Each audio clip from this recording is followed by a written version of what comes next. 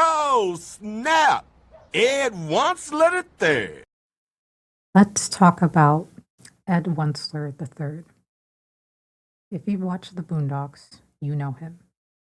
The trust fund terrorist with a complete lack of a consequence filter. When we talk about audacity in action, few characters quite embody it quite like Ed Wuncler. This is not a celebration of his crimes or destructive choices, but if we zoom in on one specific trait, his pure, unadulterated audacity, there's something powerful we can unpack. Most people see Ed as a chaotic satire of privilege, and he is. Ed moves through life as if the world is a sandbox built specifically for his entertainment, while his grandfather, Ed Sr., owns the sandbox. If Ed wants to tell me to jump, I'm going to say how high. Ed the Third is the only one actually playing in it. He doesn't just break the rules.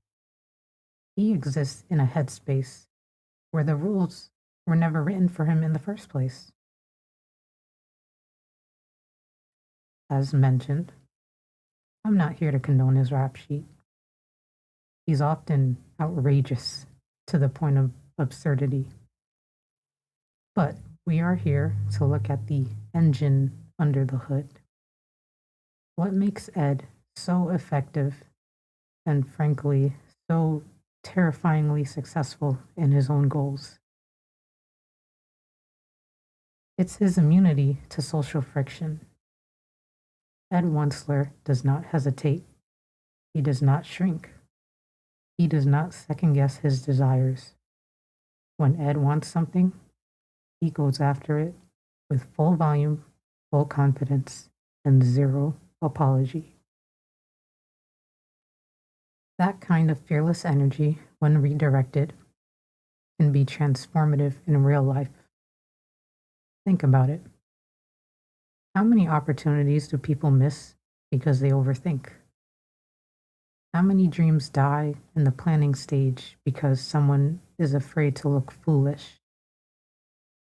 How many ideas never leave the notebook because fear whispers, "What if you fail?" Ed Wuncler doesn't ask, "What if I fail?" He asks, "Why not me?" That mindset, detached from criminal behavior, becomes powerful. In the real world, audacity fuels entrepreneurs who build companies from nothing. It fuels artists who create despite critics. It fuels leaders who step up when everyone hesitates. It stamps you as a serious asset.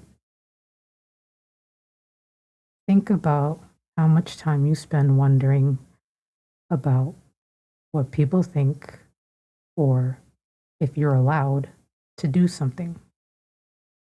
Ed Wuncler III has a 0% latency between thought and action.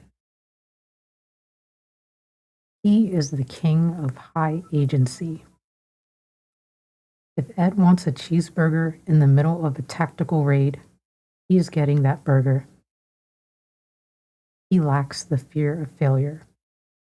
To Ed, a plan going wrong isn't a disaster. It's just the start of a more interesting story.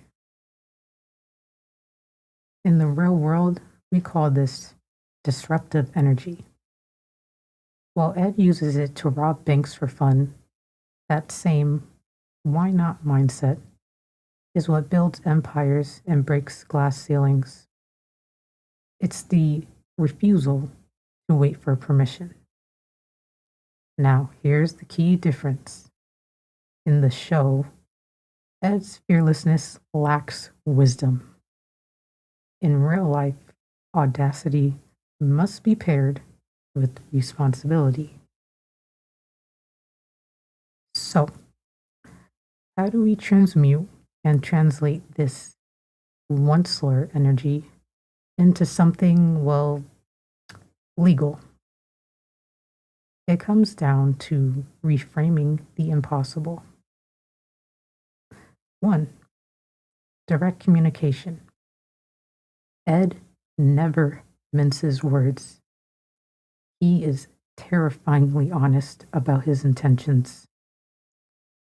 In your career, being that direct, minus the profanity, cuts through bureaucracy like a hot knife through butter.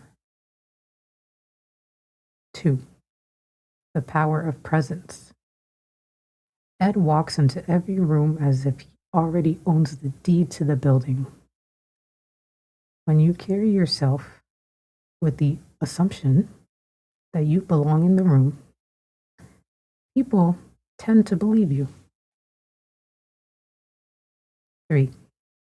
Relentless resourcefulness. Ed treats every obstacle as a minor inconvenience. He has a drive to get what he wants that is bordering on the supernatural.